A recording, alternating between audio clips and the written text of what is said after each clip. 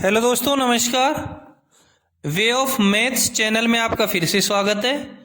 मैं हूं एम के गुजर और इस वीडियो में लेके आया हूं WCR वेस्टर्न सेंट्रल रेलवे पश्चिमी मध्य रेलवे में 9 दिसंबर 2024 को एक संट मास्टर का पेपर हुआ है, उस पेपर का हल। इस पेपर में 110 क्वेश्चन है। इसमें से प्रथम हल किए गए 100 क्वेश्चन ही जांचे जाएंगे। 10 क्वेश्चन राजभाषा के हैं जो अथवा में है। देखते हैं WCR का 9 दिसंबर 2024 का संट मास्टर के पेपर का पहला क्वेश्चन। स्क्रीन पर देखें। क्वेश्चन नंबर 1 में है full form of MACLS। MACLS का फुल फॉर्म क्या होगा? Multi aspect colour light signal. B में दे रखा है multi colour lighting system. C में दे रखा है कलर लाइट सिग्नलिंग सिस्टम और डी में दे रखा है नॉन ऑफ दीज। MACLS का फुल फॉर्म होगा multi aspect colour light signal. Question number 1 का करेक्ट आंसर रहेगा ए। नेक्स्ट क्वेश्चन देखें। क्वेश्चन नंबर 2 में है फुल फॉर्म ऑफ VDU का फुल फॉर्म क्या रहेगा? ए में है नॉन इंटरलॉकिंग, बी में है रूट रिले इंटरलॉकिंग, सी में है विजुअल डिस्प्ले यूनिट और डी में है वर्सटाइल लाइटिंग डिस्प्ले यूनिट। जो बी में दे रखा है रूट रिले इंटरलॉकिंग, उसका शॉर्ट नेम होता है RRI और VDU का फुल फॉर्म होता है विजुअल डिस्प्ले यूनिट। दूसरे क्वेश्चन का करेक्ट आंसर रहेगा C, visual display unit. Next question देखेंगे। क्वेश्चन नंबर 3 में है फुल फॉर्म ऑफ TALQ का फुल फॉर्म क्या होगा? ए में है टेम्परेरी एडिशनल सिग्नल, बी में 3 aspect lower quadrant signal, C में दे रखा है temporary aspect lower quadrant signal, D में दे रखा है 2 aspect lower quadrant signal. TALQ का फुल फॉर्म होता है D, 2 aspect lower quadrant signal. तीसरे नंबर के क्वेश्चन का करेक्ट आंसर हुआ डी। नेक्स्ट क्वेश्चन देखेंगे। क्वेश्चन नंबर 4 में है भारतीय संविधान के जनक कौन है? ए में भीमराव अंबेडकर, बी में जवाहरलाल नेहरू, सी में लाल बहादुर शास्त्री दे रखा है और डी में इंदिरा गांधी। भारतीय संविधान के जनक भीमराव अंबेडकर को माना गया है। भीमराव अंबेडकर का जन्म 14 अप्रैल 1891 को मध्य प्रदेश के मऊ में हुआ था। भीमराव अंबेडकर को संविधान मसौदा समिति का अध्यक्ष भी कहा है या बनाया गया था। क्वेश्चन नंबर 4 का करेक्ट आंसर हुआ ए, भारतीय संविधान के जनक भीमराव अंबेडकर हैं। नेक्स्ट क्वेश्चन देखेंगे। क्वेश्चन नंबर 5 में है कार्य समय सारणी, जिसको अंग्रेजी में वर्किंग टाइम टेबल कहेंगे, किस किसके संयुक्त हस्ताक्षर से जारी की जाती है? ए में PCOM और CFTM दे रखा है, बी में DRM और सीनियर DOM दे रखा है, सी में PCOM और CPTM दे रखा है और डी में GM और PCOM दे रखा है। WTT है वर्किंग टाइम टेबल, PCOM और CPTM की संयुक्त हस्ताक्षर से जारी किया जाता है। PCOM और CPTM के संयुक्त हस्ताक्षर से WTT जारी किया जाता है।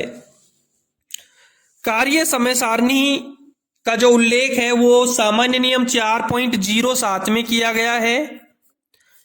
सामान्य नियम 4.07 के 1 में साफ लिखा है कि तत्समय प्रवर्त संचालन समय सारणी की एक प्रति प्रत्येक स्टेशन ट्रेन मैनेजर व लोको पायलट, रेल पथ या निर्माण निरीक्षक और ऐसे किसी भी अन्य रेल सेवक को दी जाएगी जिसे अपनी ड्यूटी के दौरान उसके प्रयोग की आवश्यकता है।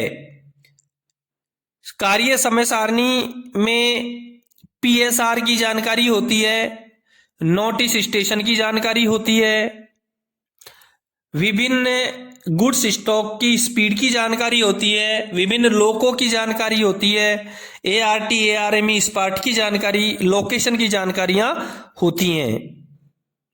सामान्य नियम 4.07 के 2 में साफ लिखा है कि कार्य समय सारणी प्रकाशित हो जाने पर उसकी एक प्रति रेल संरक्षा आयुक्त को भी दी जाएगी।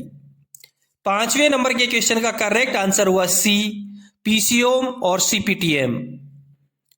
नेक्स्ट क्वेश्चन देखेंगे, क्वेश्चन नंबर 6 देखें। जबलपुर मंडल में मेमू ट्रेन की गति क्या है? ए में 110 किलोमीटर प्रति घंटा, बी में 100 किलोमीटर प्रति घंटा, डी में 120 किलोमीटर प्रति घंटा और डी में 95 किलोमीटर प्रति घंटा। जबलपुर डिवीजन में मेमू ट्रेन की गति ज्ञात करने के लिए आप जबलपुर डिवीजन का कार्य समय सारणी को देखेंगे। शायद 100 किलोमीटर प्रति घंटा हो सकता है, लेकिन मैं परफेक्ट नहीं कह सकता। कृपया अपने जबलपुर का WTT आप जरूर देखें। अगला क्वेश्चन देखेंगे, क्वेश्चन नंबर 7 में है, पिछले ब्रेक वान में FP दबाव क्या होगा? ए में लिखा है 6 kg, बी में लिखा है 5.8 kg, सी में लिखा है 4.8 kg और डी में लिखा है 5 kg।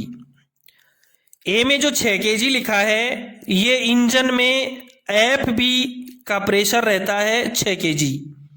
बी में लिखा है 5.8 kg, ये पिछले ब्रेक पावर में FB का प्रेशर रहता है 5.8 kg, जो करेक्ट आंसर रहेगा।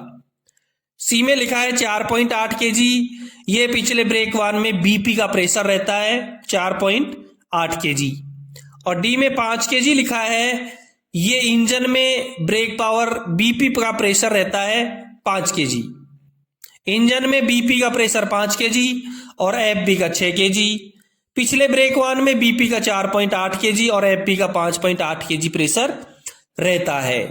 क्वेश्चन नंबर 7 का करेक्ट आंसर हुआ बी, 5.8 kg। अगला क्वेश्चन देखेंगे, क्वेश्चन नंबर 8 में है, एयर प्रेशर कंटिन्यूटी कब करना चाहिए? एयर प्रेशर कंटिन्यूटी कब करनी चाहिए? ए में है जब एक अतिरिक्त लोको को आगे जोड़ा जाए, बी में है एक या अधिक कोच को जोड़ने के दौरान, सी में है जब कोच को अलग किया जाए और डी में है उपरोक्त सभी। करेक्ट आंसर उपरोक्त सभी रहेगा। ब्रेक कंटिन्यूटी जब अतिरिक्त लोको आगे जोड़ा जाएगा जब भी की जाएगी, एक या अधिक कोच को जोड़ने या हटाने के दौरान बाद में भी की जाएगी, जब कोच को अलग किया जाएगा जब भी की जाएगी। लोको पायलट द्वारा ब्रेक कंटिन्यूटी करने के लिए 5 छोटी सीटियां बजाई जाती हैं।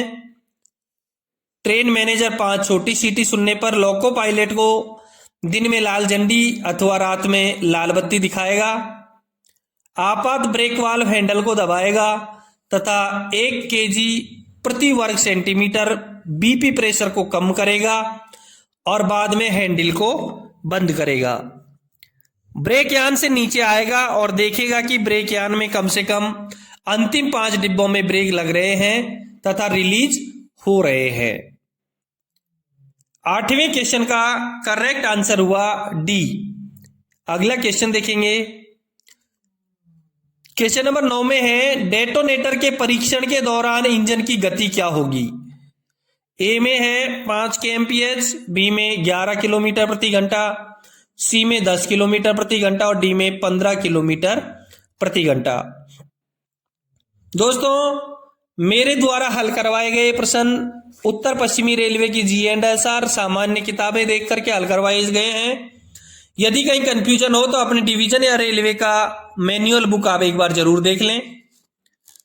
सहायक नियम 3.64 के 5 के 6 में साफ लिखा है कि पटाखों का परीक्षण एक खाली माल डिब्बा के नीचे किया जाएगा जो 8 से 11 किलोमीटर प्रति घंटे की गति से चल रहा हो। उसकी स्पीड 8 किलोमीटर प्रति घंटे से 11 किलोमीटर प्रति घंटे के बीच में हो। खाली माल डिब्बा इंजन से खींचा जाना चाहिए।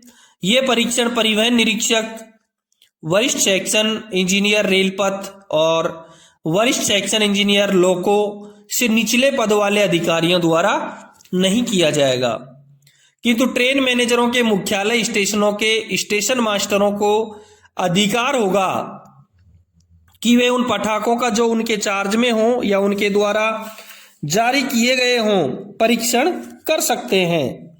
इस बात का ध्यान रखा जाए कि भीड़ भाड़ वाले स्थान पर या संपर्क के निकट जहां पटाखों के कणों से किसी व्यक्ति के घायल होने की संभावना हो, परीक्षण नहीं किया जाएगा। क्लियर हुआ? पटाखे का परीक्षण के लिए डिब्बे की स्पीड 8 से 11 किलोमीटर प्रति घंटे होनी चाहिए, जो क्वेश्चन के किसी भी ऑप्शन में नहीं है। यह है तो बी और सी दोनों में है, 11 और 10। 11 भी हो सकती है और 10 भी हो सकती है। अगला क्वेश्चन देखेंगे। क्वेश्चन नंबर 10 में है WAG लोको की अधिकतम गति क्या है? ए में 100 किलोमीटर प्रति घंटा, बी में 105 किलोमीटर प्रति घंटा, सी में 110 किलोमीटर प्रति घंटा और डी में 120 किलोमीटर प्रति घंटा। आपके जबलपुर डिवीजन में लोको की अधिकतम गति क्या है, इसके लिए अपना WTT देखें। बाकी उत्तर पंजिका में आपके इसमें ए सही किया हुआ है, बाकी अपना WTT को ऑथेंटिक समझें। ठीक है, अगला क्वेश्चन देखेंगे। क्वेश्चन नंबर 11 नंबर क्वेश्चन में है जबलपुर मंडल के देवरा ग्राम स्टेशन का कोड क्या है? स्टेशन कोड के लिए अपना डिवीजन का WTT देखना। ए में DEOM दे रखा है, बी में DRGM दे रखा है, सी में DGRM और डी में DMRG दे रखा है। जबकि देवरा ग्राम स्टेशन का कोड शायद DRGM होगा। बाकी ऑथरेटिंग के लिए अपना WTT आप एक बार जरूर देखें।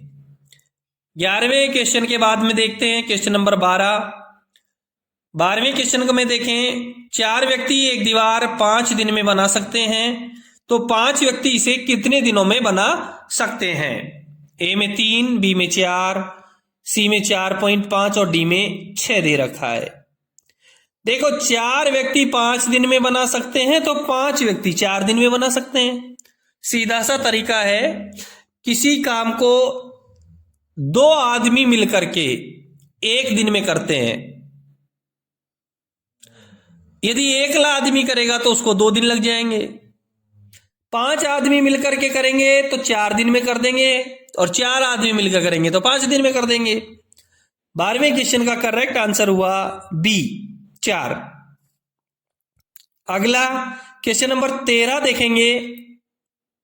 सीधे स्विच के साथ 8.5 से 1 के टर्न आउट पर ट्रेनों की गति क्या होगी?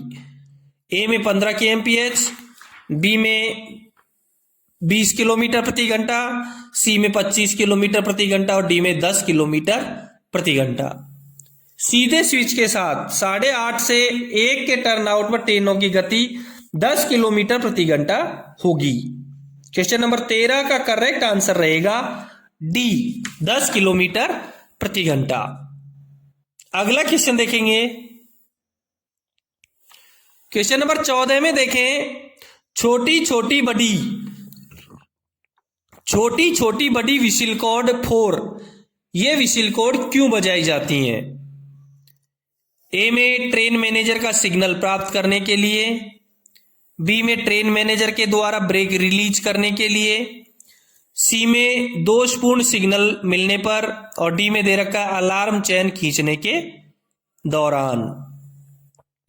छोटी बड़ी विसिल इंजन में अपर्याप्त वैक्यूम होता है तो बजाई जाएगी, एयर प्रेशर होने पर बजाई जाएगी, गार्ड द्वारा ब्रेक लगाने पर बजाई जाएगी, अंतर संचार उपकरण काम में लेने पर बजाई जाएगी, या फिर अलार्म चेन खींचने के दौरान बजाई जाएगी। छोटी छोटी बड़ी, मैंने आपको बता दिया छोटी छोटी बड़ी सीटी कहां कहां बजाई जाएगी। अब ए में जो दे रखा है, ट्रेन मैनेजर को सिग्नल प्राप्त करने के लिए केवल 2 छोटी सीटी बजाई जाती हैं। बी में दे रखा है, ट्रेन मैनेजर के द्वारा ब्रेक रिलीज करने के लिए 2 छोटी और 1 लंबी सीटी बजाई जाती है। सी में दे रखा है, दोषपूर्ण सिग्नल मिलने पर लंबी छोटी छोटी यानी 1 लंबी और 2 छोटी सीटी बजाई जाती हैं। 14वें नंबर के क्वेश्चन का करेक्ट आंसर हुआ डी, छोटी छोटी बड़ी सीटी अलार्म चेन खींचने के लिए के दौरान, इंजन में अपर्याप्त वैक्यूम एयर प्रेशर होने पर, गार्ड द्वारा ब्रेक लगाने पर और अंतर संचार उपकरण काम में लेने पर बजाई जाएगी। अगला क्वेश्चन देखेंगे, क्वेश्चन नंबर 15। 15वें क्वेश्चन में है, सतर्कता आदेश कौन सा है? ए में T409, बी में T609, सी में T512 और डी में T511। ए में T409 दे रखा है, T409 सामान्य करेक्ट आंसर यही रहेगा। बी में T609 है, T609 इंजन अथवा गाड़ी के हिस्से को मध्य सेक्शन से अगले स्टेशन पर ले जाने की अनुमति दिए जाने पर गार्ड द्वारा लोको पायलट को दी जाने वाली एक अथॉरिटी है। सी में T512 दे रखा है, जो कॉमन स्टार्टर सिग्नल वाली लाइन से गाड़ी के प्रस्थान के लिए दिया जाने वाला प्रस्थान प्राधिकार है। डी में T511, जो सिग्नल रहित लाइन से गाड़ी के प्रस्थान के लिए दिया जाने वाला प्राधिकार है। ठीक है, 15वें क्वेश्चन का करेक्ट आंसर हुआ ए, T409 सामान्य सतर्कता आदेश। अगला क्वेश्चन देखेंगे, क्वेश्चन नंबर 16 देखेंगे। फोयस इज रिलेटेड विद, फोयस किससे संबंधित है? ए में गुड्स ट्रेन, बी में दे रखा है कोचिंग ट्रेन, सी में पार्सल ट्रेन। फोयस, अब सबसे पहले हम फोयस का फुल फॉर्म जानेंगे। फोयस का फुल फॉर्म होता है फ्रेट ऑपरेशन इंफॉर्मेशन सिस्टम, माल परिचालन सूचना प्रणाली। फ्रेट ऑपरेशन इंफॉर्मेशन सिस्टम, माल परिचालन सूचना प्रणाली। और जहां फ्रेट यानी माल आया है, इसका मतलब वो शब्द गुड्स से संबंधित है, तो फोयस किससे संबंधित होगा? गुड्स ट्रेन से संबंधित होगा। 16वें नंबर के क्वेश्चन का करेक्ट आंसर हुआ ए। नेक्स्ट क्वेश्चन देखेंगे, क्वेश्चन नंबर 17 में है, एनआई के दौरान एसडब्ल्यूआर में निर्देश को किसके साथ बदल दिया जाएगा? एसडब्ल्यूआर और एनआई 2 शब्द हैं। एनआई का फुल फॉर्म होता है नॉन इंटरलॉक्ड और एसडब्ल्यूआर का फुल फॉर्म होता है स्टेशन वर्किंग रूल्स। यानी कि जब नॉन इंटरलॉकिंग वर्क होता है स्टेशन पर, तो स्टेशन वर्किंग रूल्स को किसके साथ बदल दिया जाता है? ए में टेम्परेरी वर्किंग इंस्ट्रक्शन, बी में HOER, सी में एक्सीडेंट मैनुअल और डी में दे रखा है ब्लॉक वर्किंग मैनुअल। ए में टेम्परेरी वर्किंग इंस्ट्रक्शन दे रखा है, अस्थायी कार्य आदेश। बी में HOER, hours of work and period of rest. Clear हुआ कि एनआई के दौरान स्टेशन वर्किंग रूल्स को TWI टेम्पररी वर्किंग इंस्ट्रक्शन के साथ बदल दिया जाता है। 17वें नंबर के क्वेश्चन का करेक्ट आंसर हुआ A, temporary working instruction. Next question देखेंगे, 18 नंबर के क्वेश्चन में है, BOBYN wagon is, BOBYN wagon है। ए में टैंक वैगन, बी में दे रखा है हॉपर वैगन, सी में दे रखा है कवर्ड वैगन और डी में कंटेनर वैगन। मैं आपको बता देता हूं, ए में जो टैंक वैगन है उसमें कौन कौन से वैगन आते हैं। टैंक वैगन में BTFLN, BTAP, BTPN, BTPGLN ये पूरे में बताया नहीं है, कुछ इंपॉर्टेंट जो हमारे द्वारा वर्किंग में ज्यादा अधिकांश आते हैं उनका मैं नाम ले रहा हूं। तो टैंक वैगन में ये वैगन आते हैं। दूसरा है होपर वैगन। होपर वैगन में BOBRN, BOBYN ये इंपॉर्टेंट है, तो वो BOBYN होपर वैगन हुआ। 18वें क्वेश्चन का correct answer BOBY wagon is hopper wagon. C में कवर्ड वैगन दे रखा है। कुछ कवर्ड वैगन है BCNA-HS, BCVFG, BCACM, BCNHL, BCCW, BCCN, ये कुछ वैगन है, ये कवर्ड वैगन है। और डी में कंटेनर वैगन दे रखा है BLCA, BLCB और BLCAM, ये लगभग कंटेनर वैगन इंपोर्टेंट हैं। ठीक है, क्लियर हुआ। 18वें क्वेश्चन का जो BOBYN जो वैगन है वो है होपर वैगन। करेक्ट आंसर रहा बी। नेक्स्ट क्वेश्चन देखेंगे। 19 नंबर के क्वेश्चन में है मेल एक्सप्रेस यात्री रेलगाड़ी के साथ कितने डेड इंजन जोड़े जा सकते हैं। ए में 1 दे रखा है, बी में 2, सी में 3 दे रखा है, तो डी में 4 दे रखा है। देखो इस प्रकार का जो उल्लेख है वो GNSR के अध्याय 4 के परिशिष्ट क में दे रखा है। डेड इंजन जोड़ने का जो उल्लेख है वो GNSR के अध्याय 4 के परिशिष्ट क में है। दोस्तों मेरे द्वारा जो प्रश्न पत्र हल करवाए जाते हैं वो उत्तर पश्चिमी रेलवे की GNSR के अनुसार हल करवाए जाते हैं। यदि किसी प्रश्न में कहीं कंफ्यूजन हो, कहीं मतभेद हो, तो अपने डिवीजन या रेलवे का मैनुअल बुक आप एक बार जरूर देख लें। मेल एक्सप्रेस और पैसेंजर गाड़ी में केवल 1 डेड इंजन जोड़ा जा सकता है। सुपरफास्ट गाड़ी में 1 भी डेड इंजन नहीं जोड़ा जा सकता है। और मालगाड़ी में 3 इंजन जोड़े जा सकते हैं, जिसमें 2 चालू और 1 डेड इंजन हो सकता है। 19 नंबर की क्वेश्चन का करेक्ट आंसर हुआ ए 1। नेक्स्ट क्वेश्चन है 20 नंबर के क्वेश्चन में है ओडीसी को कितने वर्गों में विभाजित किया गया है। ए में 2 दे रखा है, बी में 3, सी में 4 दे रखा है, डी में 5। ओडीसी का क्वेश्चन है, इसलिए मैं आपको सबसे पहले ओडीसी का फुल फॉर्म बता देता हूं। ओवर डायमेंशन कंसाइनमेंट होता है और ओडीसी 3 प्रकार से बांटी गई है, ए क्लास, बी क्लास और सी क्लास। इसका वर्णन मैं आपको करवा देता हूं। ए क्लास ओडीसी की जो गति होती है वो सेक्शनल होती है और दिन और रात दोनों समय इसको चलाया जा सकता है। बी क्लास ओडीसी की जो गति होती है वो ब्रॉड गेज में 40 kmph, मीटर गेज में 25 kmph और नैरो गेज में 15 kmph होती है और इसको भी दिन और रात दोनों में चलाया जा सकता है। सी क्लास ओडीसी की जो गति होती है वो मीटर गेज और ब्रॉड गेज में 25 किलोमीटर प्रति घंटे होती है और नैरो गेज में 15 किलोमीटर प्रति घंटे होती है। सी क्लास ओडीसी को केवल दिन में ही चलाया जा सकता है, रात में प्रतिबंधित है।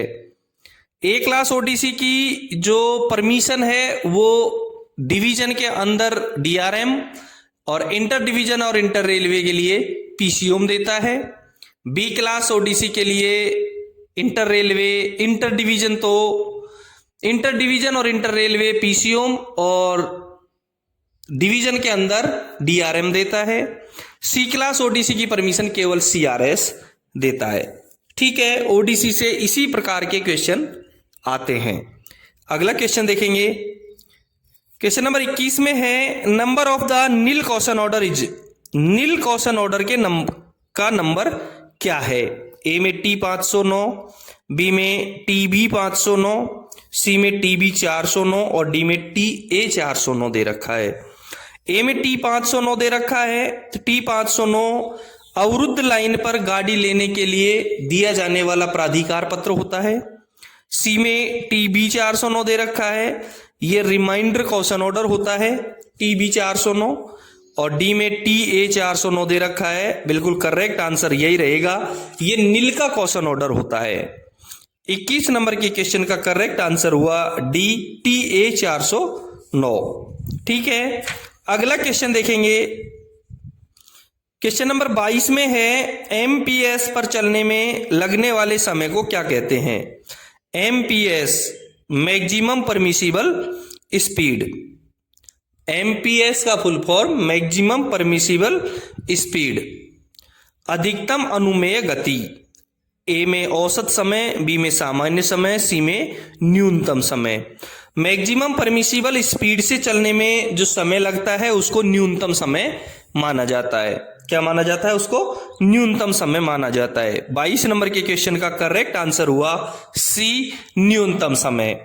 दोस्तों, आप देख रहे हैं WCR वेस्टर्न सेंट्रल रेलवे में 9 दिसंबर 2024 को एक संट मास्टर का पेपर हुआ था। उस पेपर का पहला भाग, जिसमें 110 क्वेश्चन है और 100 क्वेश्चन करना जरूरी है।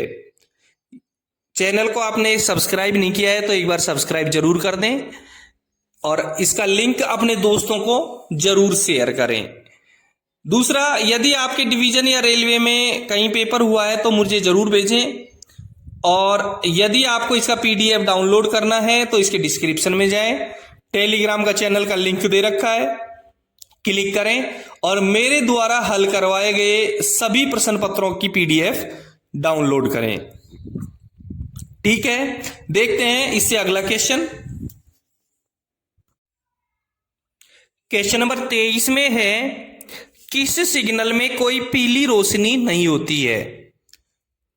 ए में LSS यानी लास्ट स्टॉप सिग्नल, अंतिम रोक सिग्नल। बी में लूप लाइन का स्टार्टर, सी में परमिसिव सिग्नल और डी में FSS यानी फर्स्ट स्टॉप सिग्नल, प्रथम रोक सिग्नल।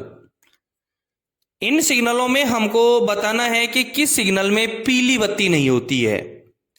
ए में लास्ट स्टॉप सिग्नल दे रखा है, अंतिम रोक सिग्नल जिसको हम एडवांस स्टार्टर कहते हैं, जो ब्लॉक सेक्शन में जाने की हमको अनुमति प्रदान करता है, उसमें पीली रोशनी नहीं होती है। यदि आपने कहीं देखी है तो वो CRS की परमिशन से स्पेशल होता है, बाकी सामान्यतया LSS में पीली बत्ती नहीं होती है। लास्ट स्टॉप सिग्नल में केवल लाल और हरी बत्ती होती है। बी में लूप लाइन का स्टार्टर दे रखा है, लूप लाइन के स्टार्टर में सामान्यतया लाल और पीली बत्ती होती है। सी में परमिसिव सिग्नल दे रखा है, परमिसिव सिग्नल जिसमें सामान्यतः पीला और डबल पीला और हरा 3 रंग होता है। और डी में FSS फर्स्ट स्टॉप सिग्नल, प्रथम रोक सिग्नल में लाल, पीला और हरा होता है। तो एक लाल और हरी रोशनी वाला सिग्नल है लास्ट स्टॉप सिग्नल ए, इसमें पीली बत्ती नहीं होती है। क्वेश्चन नंबर 23 का करेक्ट आंसर हुआ ए, LSS। नेक्स्ट क्वेश्चन देखेंगे। अगले क्वेश्चन में है 24 नंबर में, किस सिग्नल में कोई हरी रोशनी नहीं होती है? ए में डिस्टेंट सिग्नल, बी में परमिसिव सिग्नल, सी में एडवांस स्टार्टर और डी में लूप लाइन स्टार्टर। ए में डिस्टेंट सिग्नल दे रखा है, डिस्टेंट सिग्नल में पीला, डबल पीला और हरा ये संकेत होते हैं। बी में परमिसिव सिग्नल दे रखा है, distant signal is permissive signal. C में एडवांस स्टार्टर दे रखा है, जिसमें सामान्यतः लाल और हरी 2 प्रकार की कलर होते हैं। डी में लूप लाइन का स्टार्टर है और लूप लाइन के स्टार्टर में हरा सिग्नल नहीं होता है। लूप लाइन के स्टार्टर में एक पीला और एक लाल संकेत होता है। क्वेश्चन नंबर 24 का करेक्ट आंसर हुआ D, loop line starter. Next question देखेंगे। क्वेश्चन नंबर 25 में है, लोकोमोटिव में अक्षर W क्या दर्शाता है? लोकोमोटिव के जो नाम में W क्या दर्शाता है? ए में मीटर गेज, बी में नैरो गेज, सी में ब्रॉड गेज और डी में वैगन। लोकोमोटिव का जो नाम होता है उसमें W ब्रॉड गेज दर्शाता है, W ब्रॉड गेज दर्शाता है और Y दर्शाता है मीटर गेज। Y क्या दर्शाता है? Metre gauge. और जेड दर्शाता है नैरो गेज। क्लियर हुआ। लोकोमोटिव के नाम में डब्ल्यू ब्रॉड गेज दर्शाता है, वाई मीटर गेज दर्शाता है और जेड नैरो गेज दर्शाता है। ए एसी ट्रैक्शन दर्शाता है, डी डीजल दर्शाता है, जी गुड्स दर्शाता है और पी पैसेंजर दर्शाता है। एक बार आप दोबारा से सुन लें। मेरा उद्देश्य इस तरीके से बताने का है कि आपको यही याद हो जाए। डब्ल्यू ब्रॉड गेज दर्शाता है, वाई मीटर गेज दर्शाता है, जेड नैरो गेज दर्शाता है, ए एसी ट्रैक्शन, डी डीजल, जी गुड्स और पी पैसेंजर दर्शाता है। ठीक है। 25 नंबर के क्वेश्चन का करेक्ट आंसर हुआ सी ब्रॉड गेज। नेक्स्ट क्वेश्चन देखेंगे। अगले क्वेश्चन में 26 नंबर में है, निम्नलिखित में से कौन सा वैगन ऑटोमोबाइल लोडिंग के लिए उपयोग किया जाता है? ऑटोमोबाइल लोडिंग के लिए उपयोग किया जाता है। ए में BCN जो कवर्ड वैगन होता है, बी में BOSTN जो ओपन वैगन होता है, सी में NMG जो BCA CBC प्रकार का होता है और डी में बॉक्सन जो ओपन वैगन होता है।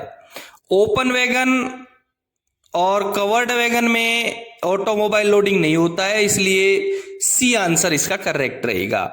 NMG जो रैक होते हैं, जो वैगन होते हैं, वो ऑटोमोबाइल लोडिंग के काम में आते हैं। 26 नंबर के क्वेश्चन का करेक्ट आंसर हुआ सी NMG। अगला क्वेश्चन देखेंगे। नेक्स्ट क्वेश्चन में 27 नंबर में है, इंटरलॉक्ड स्टेशन का SWR किस किसके हस्ताक्षर से जारी किया जाता है?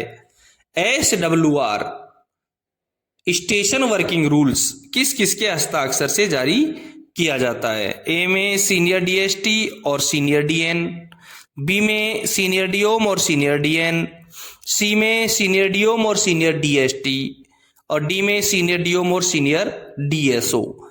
इंटरलॉक्ड स्टेशन का जो SWR है वो सीनियर DOM और सीनियर DST के द्वारा जारी किया जाता है। 27 नंबर के क्वेश्चन का करेक्ट आंसर हुआ सी सीनियर DOM और सीनियर DST। और जहां इलेक्ट्रिक है वहां आजकल सीनियर TRD के साइन भी होने लग गए हैं। 27 नंबर के क्वेश्चन का करेक्ट आंसर हुआ सी। नेक्स्ट क्वेश्चन देखेंगे। 28 नंबर के क्वेश्चन में है, बाधित लाइन पर गाड़ी को प्राप्त करने के लिए कौन सा प्राधिकार दिया जाएगा? ए में T509, बी में T508, सी में T507 और डी में T506। इन चारों में ऑथोरिटी केवल ए है, T509 जो बाधित लाइन पर गाड़ी को प्राप्त करने के लिए दिया जाने वाला प्राधिकार है। 28 नंबर के क्वेश्चन का करेक्ट आंसर हुआ ए। नेक्स्ट क्वेश्चन देखेंगे। 29 नंबर के क्वेश्चन में है, किसके बीच के भाग को स्टेशन सीमा कहेंगे?